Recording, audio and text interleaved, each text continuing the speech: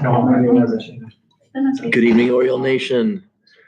Live annual board meeting, October 16th, 2023. Some dementia problems, Joe told me, so he's We are live on that. active these days. Excellent. All right, we are ready to go. So I'm going to call to the order of the 2023-2024 annual meeting and budget on October 16th at 7 o'clock. So if I could get a roll call. Yes. Deckerman. Yes. Kovatsky here. Hack. Here. Yeager. Here. Matthew. Here. All right, our first action item is to elect the chairperson for the meeting today. So that can go to anyone if they'd like to elect someone. I'll nominate John Geckerman to be the chairperson of the meeting. Then we would need a second. Second. Okay, then roll call. Hack. Yes. Deckerman. Yes. Did you second it? Okay. Sorry. Yeager. Yes. Matthew. Yes. Kovatsky, yes. All right, and then we can skip over the agenda item C, elected person to act as the clerk, because our clerk is present today. So Vicki, thank you. Sure. And then we do have to attach were the minutes of a previous annual meeting from last year, 2022-2023, for everyone to review. So I'll open it up if there were any questions or comments on that before we get to send a motion, right, to approve? No. No, we don't? Oh, okay. Because it's a different group here that was here last Okay. year. There's no. So if there's any questions, residents. okay. Yeah, it'd just be questions, right? Changes, corrections. and- Okay. Hear any? I don't want to rush anyone if there is anything. Okay. Our next item is the treasurer's report. So for 2022-2023 receipts, expenditures, and balance on hand as of June 30th, 2023.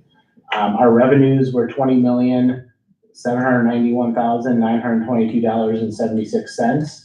The expenditures were $21,079,694.69, which gave us a cash balance on hand of a deficit of $287,771.93. And for that, I think we don't have to make a motion, right? Correct? Still? I remember last year we did. Is there one on there? Okay, yes, yeah. So we would need a motion to approve. Those are first if there's any questions also.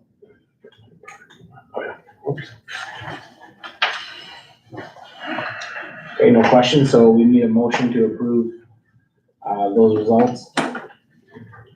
So moved. Second. And then roll call. Voicemail. We got What's that? voicemail, voice vote, I mean, not voicemail.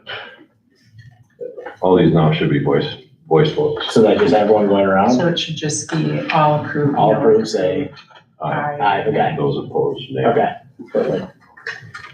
So voice vote for agenda item E, treasurer's report. All approved, say aye. Aye. All opposed, say nay. Yeah. Oh, no, nay. Yep. All right. Okay. Our next item is the board members share a moment of pride. Volunteer to go first. Okay. Okay. I guess just the most recent thing in my mind is, homecoming, even though there were other people at the game besides parents, which was good considering how horrible, but just all the activities the week before and the kids participating and, from everything during the school day to the Power Puff and bonfire and all that. And then of course the game, the soccer kids and, the athletes and them winning conference, that was awesome. So lots of great things happening with that. And then, the football team didn't do so well as far as, winning, but, they were there, they gave it their all. And then Saturday, the dance and, all the kids and lots of chaperones. And it was just, I think, a good time had by all. So I was gonna talk about homecoming as well with, all the festivities leading up to game day on Friday, but, just wanted to give a shout out to the organizers of the parade. I'm not real sure how that was, but they're keeping them together and, you know, in that weather and stuff like that. So I thought they did a good job on, just wanted to. Mike McDowell. Mike McDowell. Yeah, that's one of the big. Okay. Yep. And I'm not sure if he does that yearly or is that like a. It flips, I think, depending on who the advisors are That's for what I the kinda senior, thought. so. So, yeah. Yep. Good job by him. Yeah, it was, so we went to the parade, it was super smart, they put the candy in a bag, so it didn't float down the river that was the street, so that was cool. I also am gonna call out the United program for boys soccer, huge deal to win, conference for the first time, and, really, how they did it, it was, I had a chance to go to the WLA game, and then, it was just a team effort, right, like, each person was so excited, and this, you know, similar to when football won that game, everyone stormed the field. So there's just a lot of pride, right, that comes with. And then this hasn't happened yet, I don't think. I think it's coming Monday, but the trunk or treat, I think Abe shared with us. Yep. That's this coming week. I just think that's a cool way. And I heard a lot of community members talk about that as a great way for like the schools and the community to connect together. It reminded me, Terry too, I'll just tag on, first of all, with the rain, the band still was out there, and nobody was acting like they really didn't want to be there. I know of at least one other school that canceled their parade because of the weather, and then same with the band at halftime. You know, there would have been probably nobody that would have had an issue if they just decided to give it up and go in, but they hung in there and they did the whole program at halftime. So, but then my other moment of pride was I had a chance to make the groundbreaking ceremony that like the week before that, I guess, and that was cool. They involved a lot of the staff members from Bessie Allen there, and I could tell they were enjoying it. Just knowing that they were invited to be there or whatever was a very positive thing. So that was fun too. So mine's just a little more personal. We had a rough day Friday, but then my daughter brought our 5th grader over after school. And after we got through some of the sadness, I guess, he said, well, I had at least one good thing happen to me today. I'm like, oh yeah, what was that? Mrs. Hawk was my substitute teacher. Yes. And I said, well, did you like that? He said, we love that. So I thought that was pretty cool. Awesome. Just carrying on, I think it was like these epic rock stars. It's like Taylor Swift, coming through the area, and during the lunchroom, all these kids are just like going after Mrs. Hawk, yeah, it's pretty amazing. That's awesome. Very cool. yeah, that's cool. Thanks. All right. Or just Favorite part of the one more meeting. little, Yeah. just one more little thing with the whole homecoming festivities. Cheerleaders that we have not had in a very long time. And they love it, and they're getting after it. They and are, you they're know, doing a great job, and they did their first halftime little show, and they did a great job. And so shout out to them, because they were there through all of that too. Amen. Very cool. All right, our next item is G, budget hearing and school district summary presentation. So I think Matt, Maria, it's all yours. Well, I'm gonna turn right over to Maria, because she's been so hard on a lot of this, and she's our voice of this, and we're so fortunate to have Maria Putzer for this district. It's just amazing, and not only is she amazing at what she does, she's an amazing person, so we're very lucky and blessed to have her in this district, so.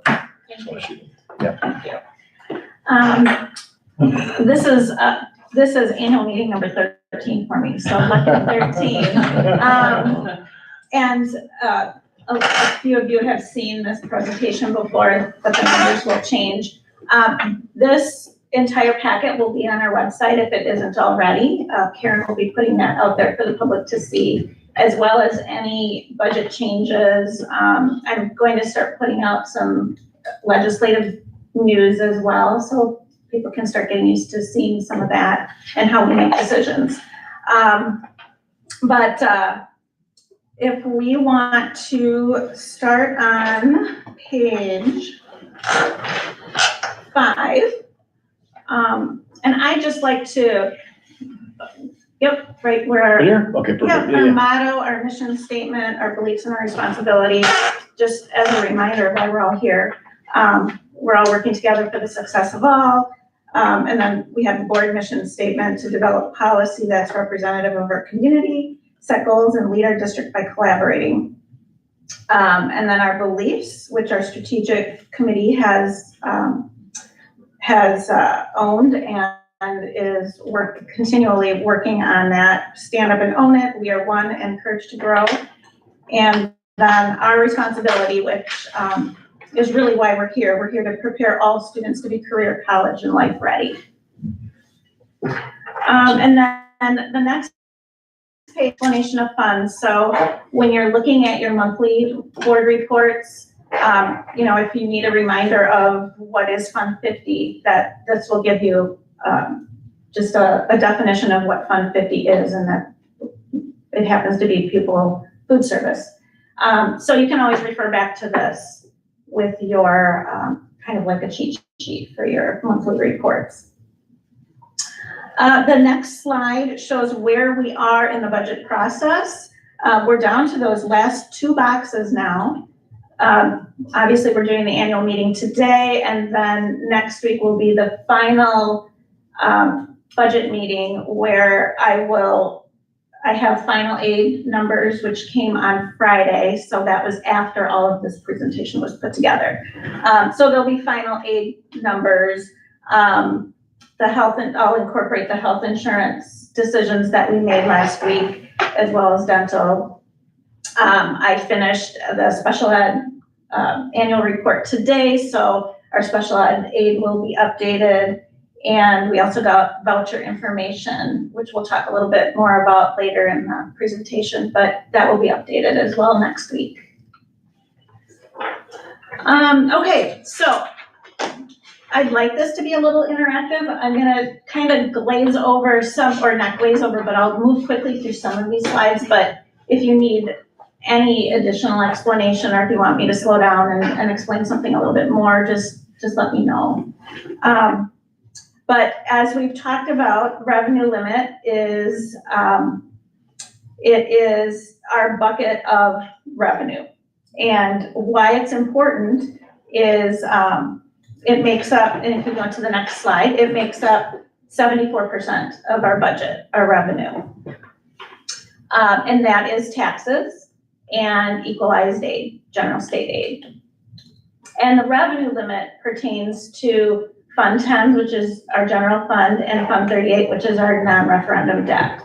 We also levy for our referendum debt and our community service fund, but those are outside of this revenue limit. And that shows that our revenue limit, our taxes and equalized aid, make up 74% of our revenue, and then the other 26% is more local. It's our admissions, our grants that we get, categorical aids, E-rate, and school fees, rentals, things like that. What's the E-rate again? Sorry. E-rate is, it's a federal program, and it has to do with our technology. Okay. So it's based on our poverty rate. Okay. And then we get reimbursed based on that. So we're at about an 80% reimbursement rate right now for certain services that have to do with technology. Which helps us greatly, Mm-hmm. those resources. Yeah, and Ivan has taken that on and is doing a great job with that. Okay, so the two factors with revenue limit are equalized aid, and, well, that's one of them. And equalized aid, there are two factors. One are the local factors, and then there are the state factors. The local factors, it's based on pupil membership and the equalized property values. And then there's state factors as well. So there's 3 tiers that you can be aided on, primary, secondary, tertiary, and we are aided at all 3 levels. There's also floors and ceilings for those different tiers. And those can change actually throughout the year. And we've talked before about revenue limit and that it's made up of equalization aid and tax levy. So if we receive more equalization aid, then our tax levy would go down, and vice versa. If we receive less, then our tax levy would go up. So that pie stays the same. It's just a balancing of the two, equalization aid and tax levy. So the first thing that we'll talk about is equalization aid and how that impacts, or our property value and how that impacts our equalization aid. Generally, aid is distributed based on property value per FTE.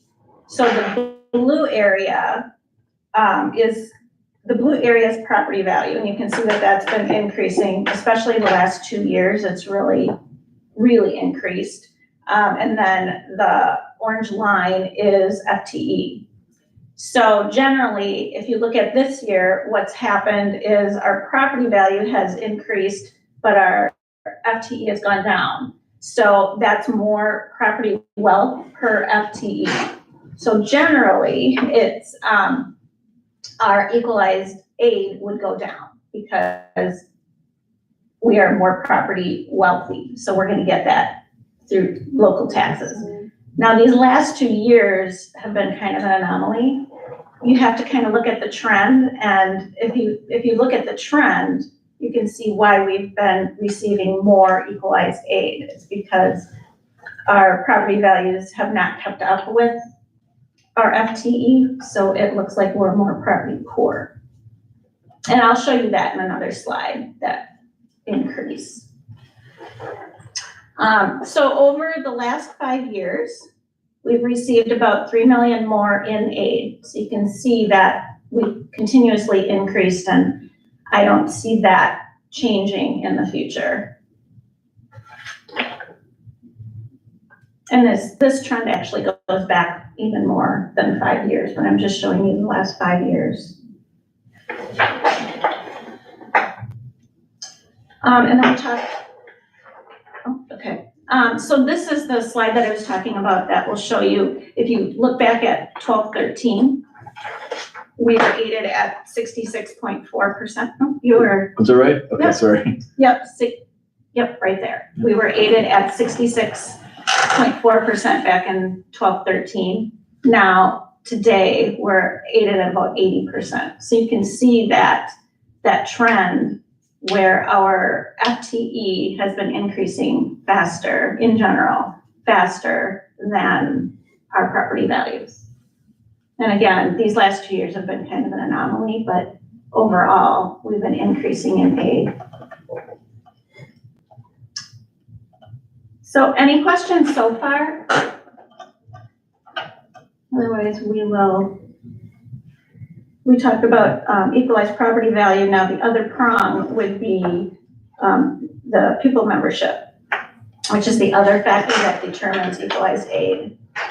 So these are always my favorite slides because I've seen this really increase over the years.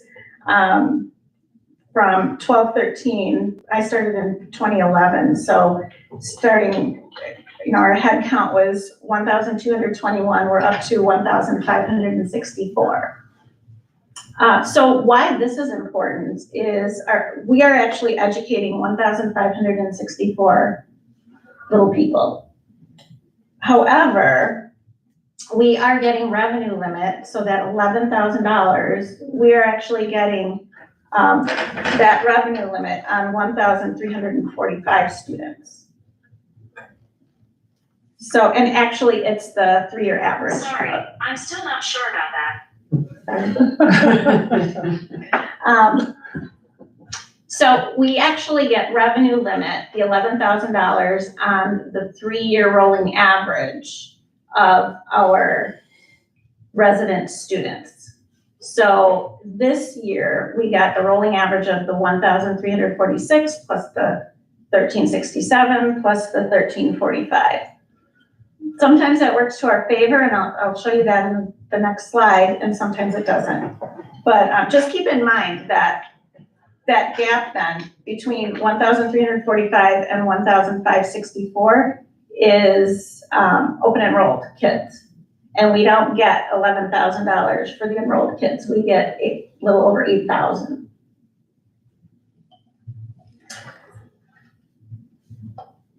I'm sorry. I'm gonna go put my watch away. Okay, so this slide shows the FTE and the 3-year rolling average. And what I had mentioned before is sometimes this rolling average works to our advantage and sometimes it doesn't. If you look at last year, 22-23, our 3-year average was 1,346. However, our FTE was 1,367. So we are trying to educate 1,367 district members, but only getting the aid on 1,346. Now this year, it's working to our advantage because of that 3-year rolling average. So we are actually getting revenue limit on 1,352 kids, even though our FTE this year is 1,345 Residents. residents, yes. Does that make sense? Okay. This next slide shows our open enrolled versus our open enrolled in versus out. So this year, our open enrolled in continues to increase. We're at 345 open enrolled in and 154 open enrolled out. So that's pretty exciting because when you look at the next slide. One question, that 154 out, that's, they were in our district no longer, is that? They are our resident districts open enrolling out. Okay, gotcha. Yeah. Yeah. And the 345 is the opposite. They're from Gotcha. other districts coming in. Mhm. We've all students when, Yeah. the ones going out weren't necessarily our students in the first place. They may have been a family that moved here, but the kids still want to go back to their past district, things like that. I believe these are strictly open enrolled. These are kids that would be our members, but they're open enrolling out. So it wouldn't be I know what you're saying, like a prior open enrolling out. They're not really open enrolling out though. We have the breakdown of who's out too, like where they're going, correct? Like, so if they're going to Springs, if they're going to those kind of things, we've got that, right? Yep. Okay. Yep. Kayla works on that. Mhm. Yeah. And most of them are in and out to Fond du Lac. Most of our kids coming in are Fond du Lac. We get some Oshkosh, and then most of our open enrolled out are also going to Fond du Lac. We're kind of swapping kids, but yeah. And then the revenue that ties into our net open enrolled in this year will be almost $1.8 million. So that's tuition that we receive just over $8,000 for an open enrolled student coming in. And just a note, we've closed most open enrollment, so it would be even higher. We closed a lot more this year than we ever have. I mean, even though we have more numbers, but we had to shut things down and shut it down sooner because just to keep our class sizes where they were for not only our kids, but for our staff members and the resources that we have. So even though we're getting that 1.8, I mean, it's, as Maria indicated before, it's less than what we get per pupil if they're residents, which. Right. Okay, so then we move into mill rate and calculating our tax levy. So our tax levy is made up of Fund 10 and 38, that's one levy. There is another levy for referendum debts. And then there's the last levy is for Community Service Fund or Fund 80. And that makes up the total levy. And I included the mill rate history. As you can see, it's gone down. You know, our highest was 2017-18 or 2019-20 at 10.27 and 10.21. It's continually gone down. A lot of that, these last 2 years have had to do with our property values increasing. So our mill rate's been able to go down. And then I have the two last bars are the two mill rates that we'll be considering tonight. The 8.15 would be over levying and holding that mill rate stable. So it would match what we had last year at $8.15. $7.76 would be if we don't over levy at all.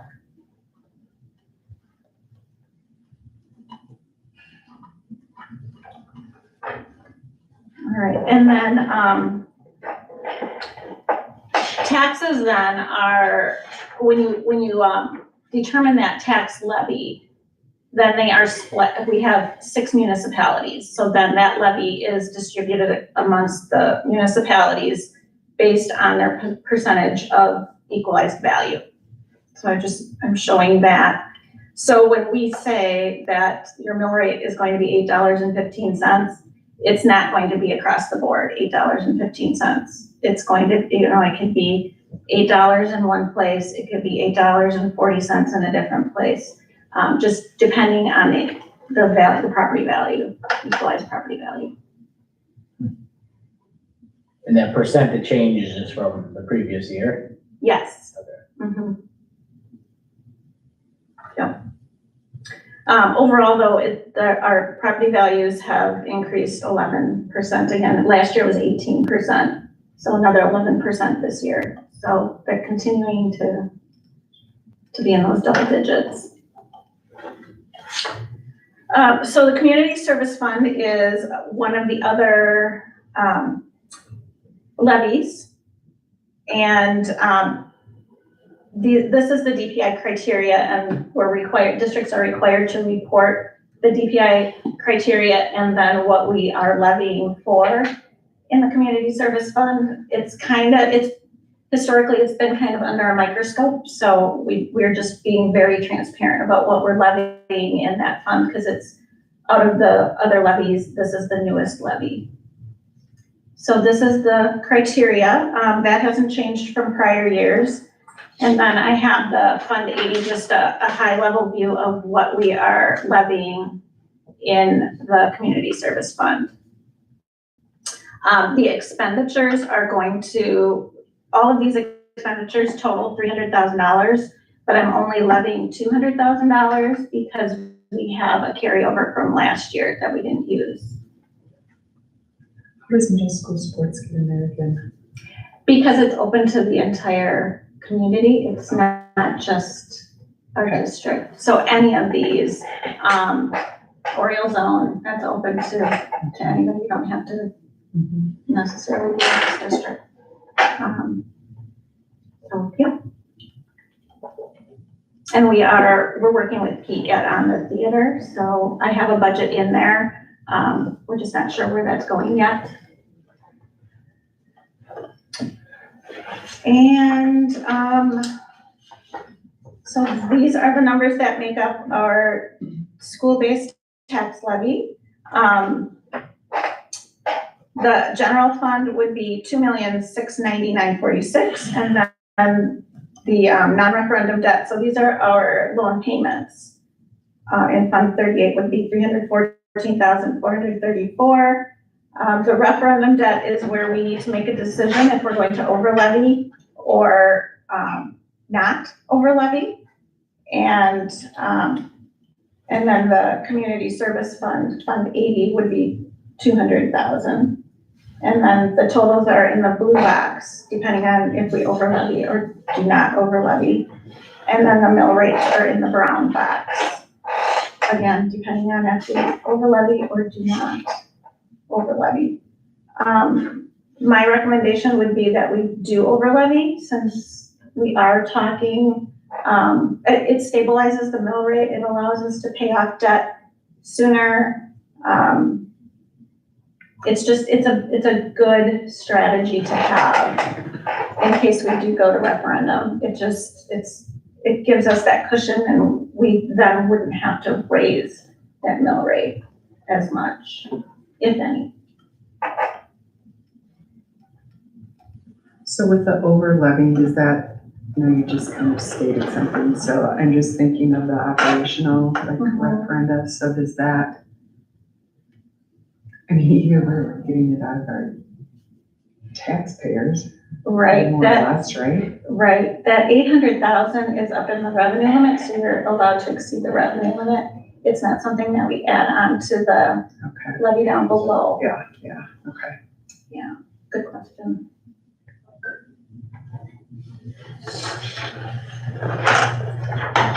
Something that I wanted to add, this isn't another levy, but is something that I put together on Friday, so I'm sorry you don't have the slides in front of you, but I wanted to talk a little bit about the private school choice program. Are you guys familiar with that, the voucher program?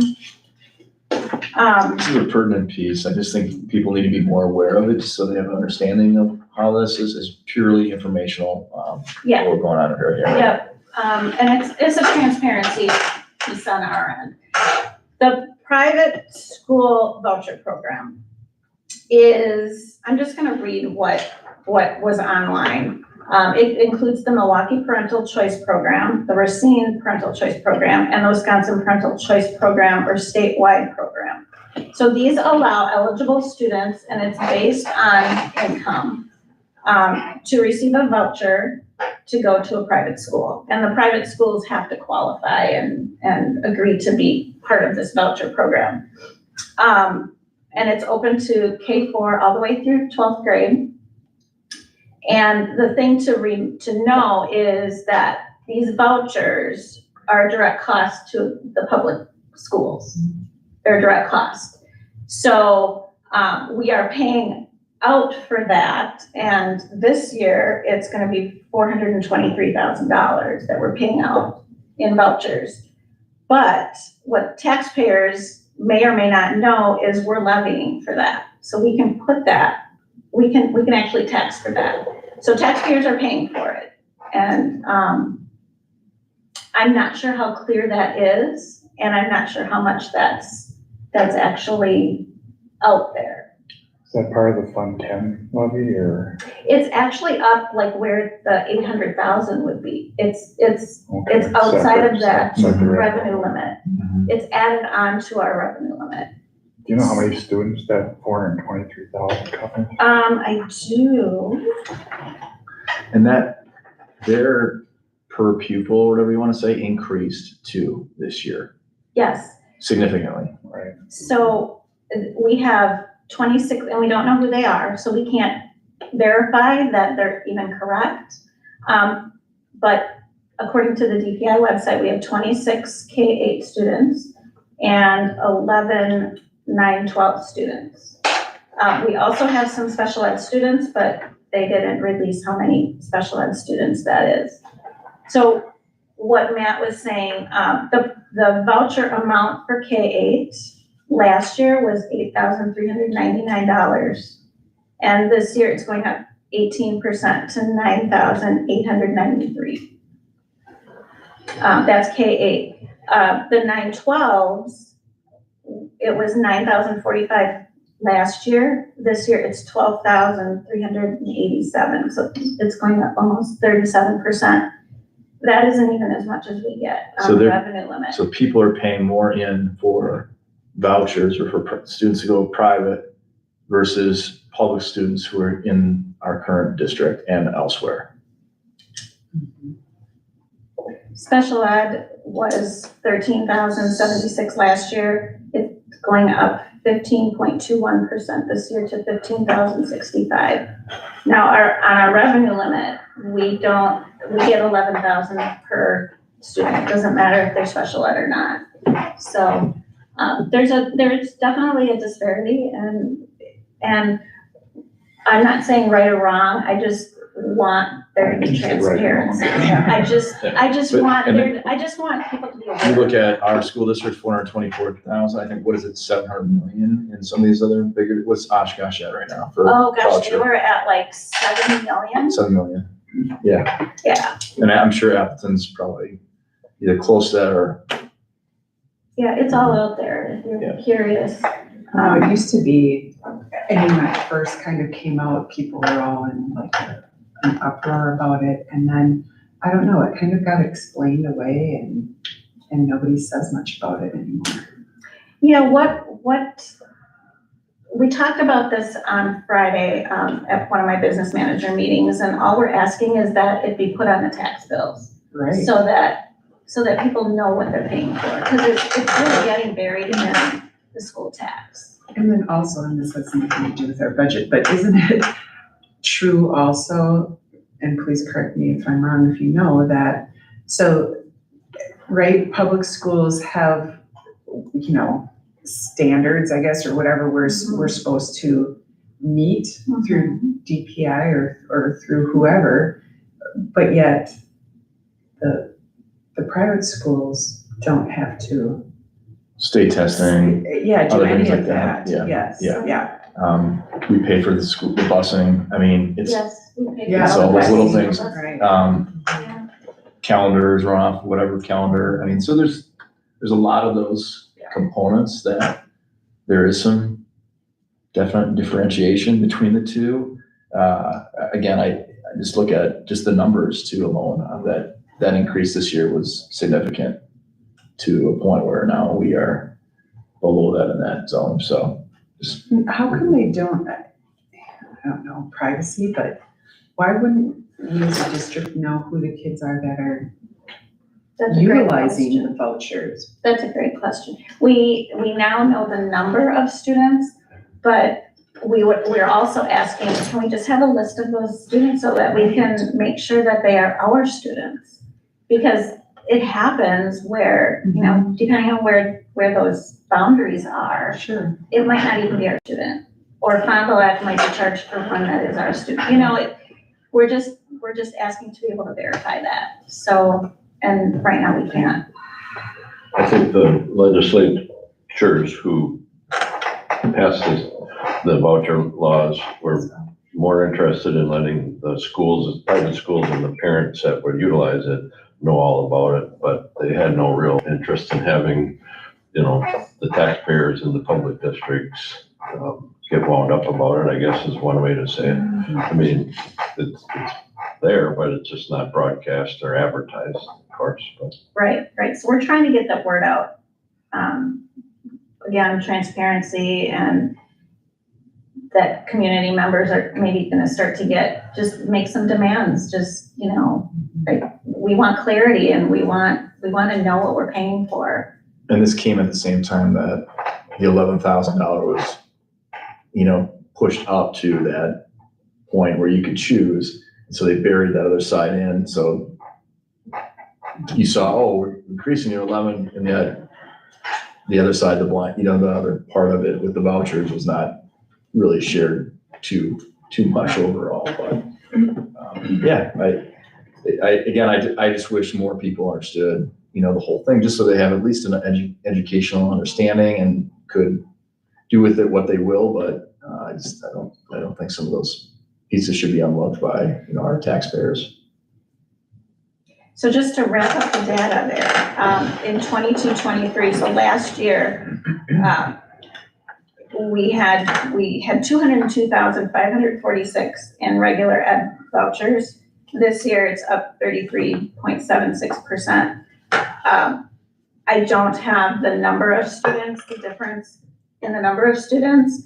I think a lot of that has to do with the actual amount of the voucher going up. So I don't know, I can't compare, I don't know how many we had last year. Special ed went up 128%. So last year was 21,475. This year it's 55,088. Total vouchers for us went up 89%. So from 224,000 to almost 424,000. So if you look at the mill rate, with vouchers, if we don't over levy, is $7.76. If we took the vouchers out, it would be $7.29. So there's a definite difference. Just interesting. I mean, you don't have a choice in that. No. As a conference. Legislative decision. Contact your legislator. Republican interest. Well, again, I'll do a promo for our spring legislative breakfast. Anyone can come and join us, and we talk about those things every single time. I think it's just good that we get some representation from here and there, just listening and learning from people there. You get all different players at that same time, but it's interesting to hear, and you can also share what you want to share. Not that you'll definitely heard or taken forward with it, but I felt like in the last, I think 3 that we had or 4 last year they would listen and ask those questions. Now, in terms of what was done with it afterwards, that was all the other constituents that it worked for too, so. Yeah. So any questions? All right. The last slides are more of our 23-24. They're just budget highlights. I have, we can actually go past this one, Okay. but the pie charts are going to show this is where our revenue comes from. So 67% of our revenue is coming from the state, which is mostly our equalization aid, our categorical aids and our grants. Very little comes from federal grants, just 2%. Local is the next bigger piece of that pie at 16%. That's going to be our local taxes and some of our district fees, like our admissions and our school fees. And then 1% is open enrollment in tuition that we receive. I did have a question on the previous slide where there was the retired art horseman art position that was not filled. Oh, Are yeah. we still having an art program there? Yes, absolutely.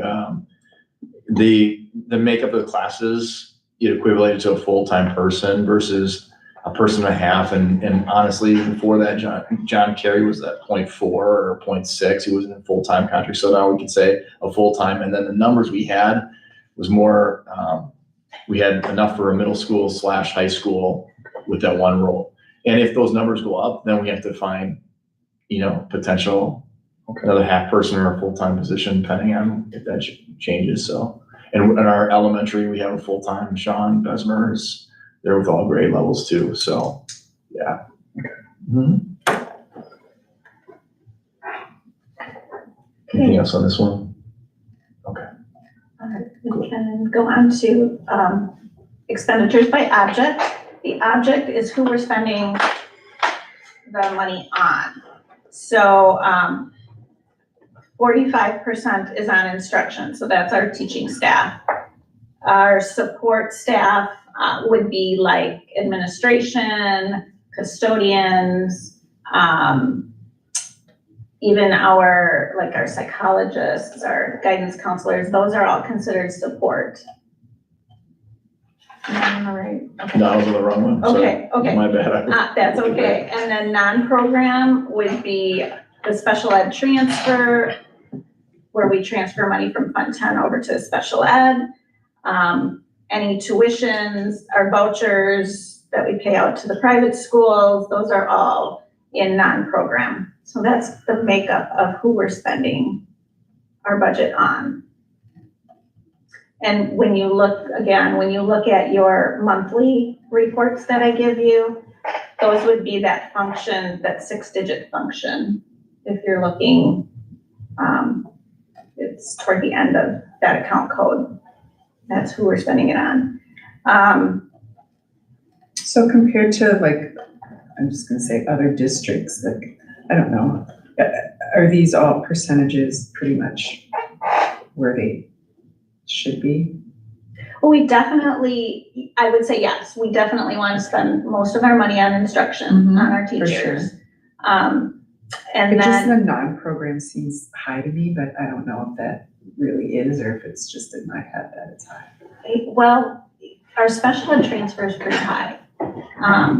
That's close to 3 million right there. Open enrollment also is over $1 million, so, yeah, those dollars do add up. All right, so that is who we're spending our money on. What we're spending it on is the next slide.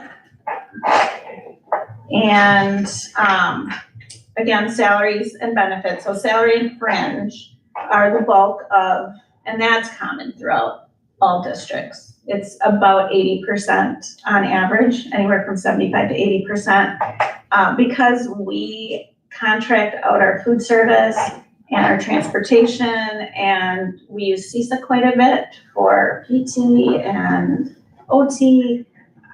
Quite a bit of our salary and benefits actually would fall in purchase services. So when you add those three slices of the pie, we are at about 75, 80%. And then our special ed transfer is about 13%. And it's been pretty consistent. And then this data is lagging. DPI doesn't, they don't have 22, 23 up yet, but this is how NFDL compares to the state. And the state is made up of 421 districts. So compared to the other 420 districts, this is where we stand as far as spending. That average per pupil? Mm-hmm. Yeah. Yeah, and that's taking everything into consideration, all expenditures. So all 21 million in expenditures is divided by the kids.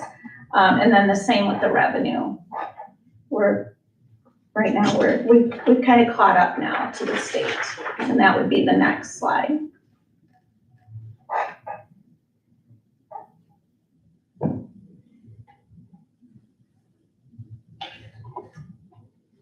Any questions on that? When we talk about, and I know that it's not a lot of, it's only a few students, but like, for our real special needs with, nursing and things like that, is that what our district pays for? Mhm. Oh, yeah. Mhm. God bless them and all of them, but I don't understand why a district has to pay for nursing and OT and PT. How does that, I understand we have to educate them as best we can, but I don't understand how why our district would be responsible for paying. And that's with every district too. I I mean, know. we're responsible for all students. And so, in that way, as a public entity, we bring any individual in. Now, with that though being said, there are certain services that we can't even really, we have to farm out to, different local agencies and other areas, which in larger districts, they own all of that. And this is where it comes back to that importance about how much that special ed bucket statewide and the percentage of how much special ed population we have in this district.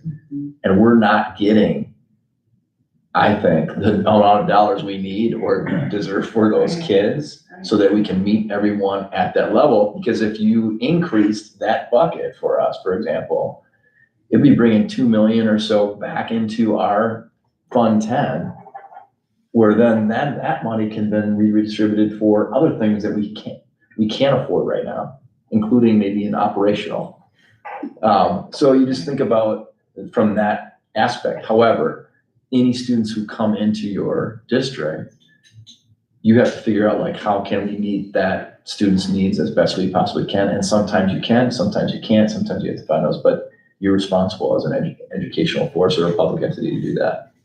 Well, that's another subject for those breakfasts, because the increase in special ed was pretty small. Very small. Very small. And not only was it small, there's two types of funding, right? Some certain or some sufficient. Some certain means that they set a dollar amount, and if the districts across the state go over that dollar amount, then your aid decreases to what that certain, that's what they did here. It's not some sufficient. So it's whatever 33.5%, no matter what the spending is. That's not the case. So what we have in the budget is the right number, but there's no guarantee that's gonna be the number we get from the state. Exactly. Correct. If people overspend. So it's another case where, well, subject for those breakfasts, I guess. So Rick, I can sign you up for every one of them now, or is it? I don't know if it'd be safe to. It comes up every biennial budget, you know, the governor wants to increase it to, I think it was 60% and we all know that's not possible, but if they can meet us halfway. But yeah, it's definitely not increasing at the rate that we need it. Every one of those superintendents, for the most part, were pushing that. Mhm. And then you got the counter, well, why don't we just give you money in Fund 10? You guys can figure that out to do with it what you will. But that doesn't really help these schools who do have large percentages of students with special disabilities that are extreme costs to meet them where they're at. And it doesn't even cut close to those. And some of these districts don't have as much special ed population within it. And so they're, I don't want to say they're gaining from what this happened. Yes, they are. Whereas populations or districts with like ourselves, who has high special ed populations, we're not really gaining as much as those other places are. So we would benefit greatly if we could increase the special ed funding for our district and for the state for that matter. Even if it would go up the amount of the percentage increase that it went up for vouchers, which was 15%. Yeah, right. Yeah. That'd be great. We'll take We would have it. had $1 million or close to $1 million. So, Yeah. yeah. My soapbox. Mhm. Okay, so the last slide is the Fund 10 summary that I just like to have an overview, something for you guys to quick look at. Some of those higher level numbers that change from year to year, but just a comparison between this year and last year, and those percentage changes. At the bottom where you see that deficit from last year, I just want to remind you that we put $250,000 in Fund 46. So that it's a very restricted fund, but had we not done that, we would have been almost balanced. So, and we'll use it on projects. We Yeah, definitely. I mean, have on projects. that, and it has to be used towards projects. Just so you all know too, we've been doing capital walkthroughs basically with every single building saying, what is that ultimate need or needs in those zones? And then we prioritize what makes the most sense. And we'll probably bring in some of that back to y'all too, to say like, hey, here's where we're at right now. This is what we're gonna, thinking about doing with that 250,000. And hopefully we can hit a lot of those needs that we're talking about, but. So next steps, I will update the budget and we'll have a meeting next week. And that budget will get, then we'll pass that budget and it'll get published. And then I'll just monitor, and in May, we would do another budget revision unless there's something big that happens between now and May. But we're pretty much at the end of this budgeting cycle. And then we get to start next year's. So, yeah. So this is what will be updated, is this document that you have. And that's because with the final, aid numbers, Final aid, that yeah. went up, I saw It that went today up from slightly, yep. about It was, $87,000 I figured from last year. oh, from last On year? the WSB in their report today had a Oh. link to it, and so I went and looked, and ours is gonna go up $87,000. But then the levy would go down even. Right, $7,000, right. Right, so how does that affect the mill rate again? Then does that change at all? Yes, then I have it, no, yes, I did. It's actually done, I just I couldn't present it. So the mill rate right now is, if we don't over levy, it's at 7.76. Mhm. And if we don't over levy next week, it will be at 7.82. So less. 7.82.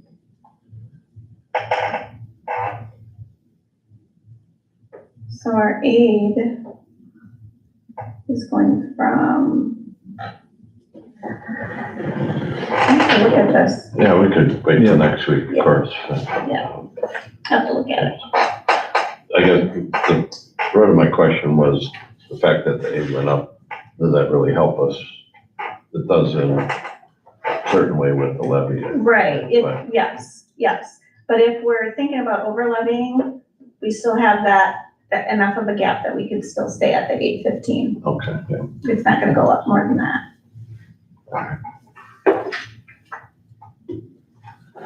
So that is the end of my presentation.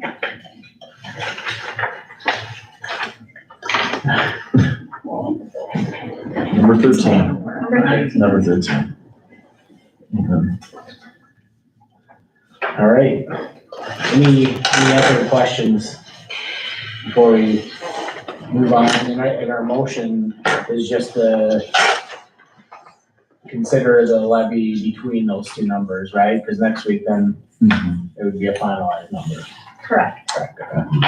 So any questions between what was presented so far before we move to our next item?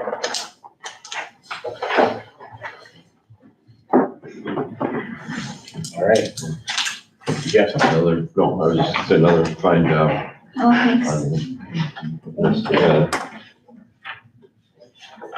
All right, our next item then is to consider a motion to levy a school tax between the $6,253,196 and $6,580,380. So I would look for a motion for that. I'll make the motion. A second. And then all in favor, say aye. Aye. Anyone say nay? Okay, that is passed then. Thank you, Maria, for all your work for that. Thank you. All right, the next item is set salaries for school board members, which I remember from what it was for the school board president is $1,800 for the year. For a board member, it was $1,600, and then our committee members was $250, and our only standing committee is our policy committee as it sits today. So I think we just open it up if there's any dialogue around that. You know, I guess pretty much every year, I think, when it was just a board or even with other people here, I think we all agreed that we don't do this for the salary, we do this for the public service aspect of it. And, you know, unless somebody wants to make a motion to increase it, I would be, willing to make the motion to keep it the same again this year, which probably goes back roughly the same. There was a couple of adjustments, but probably 20, 25 years that we really haven't raised it. So, but I'm open to discussion on that.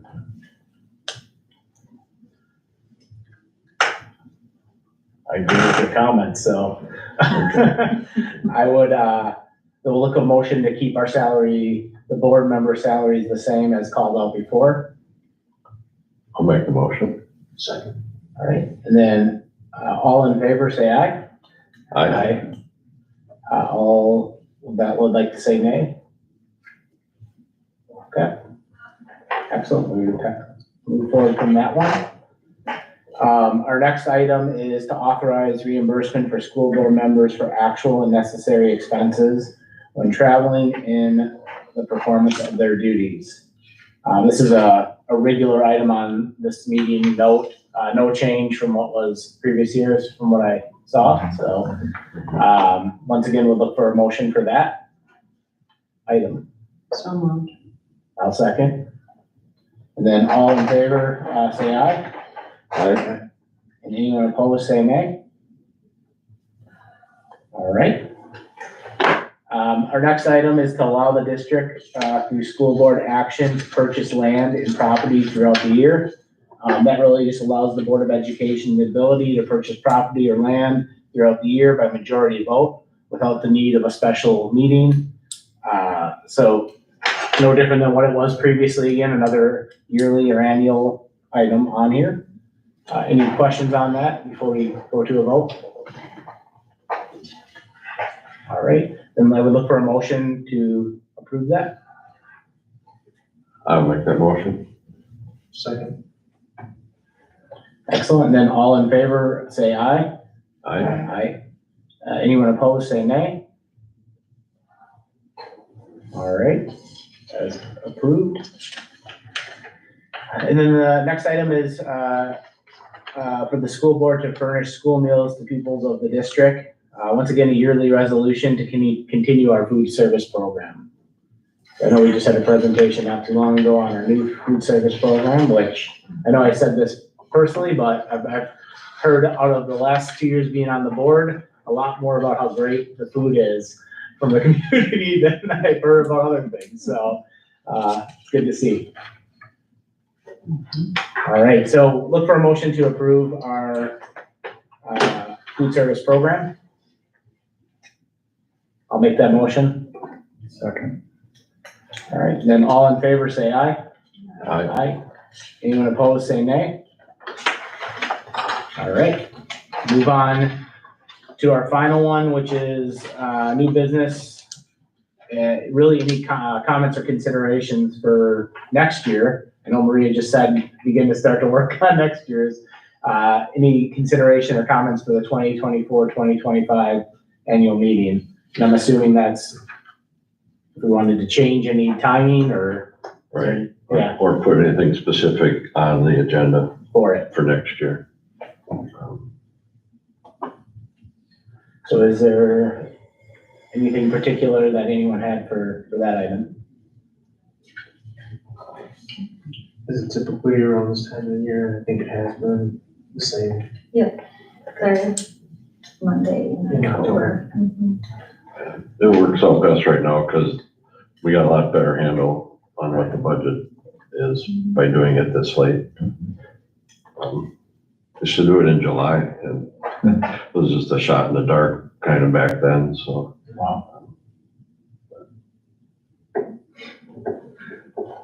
So I don't hear any items, so we don't need any, do we need any action? There's no, No. Okay. It's just- all right, then our final item is to adjourn the meeting. So look for a motion for that. So move. Second. And then all in favor? Aye. Say aye. And anyone opposed, say nay. All right, we are closed. Good night, Oriole Nation. Good job.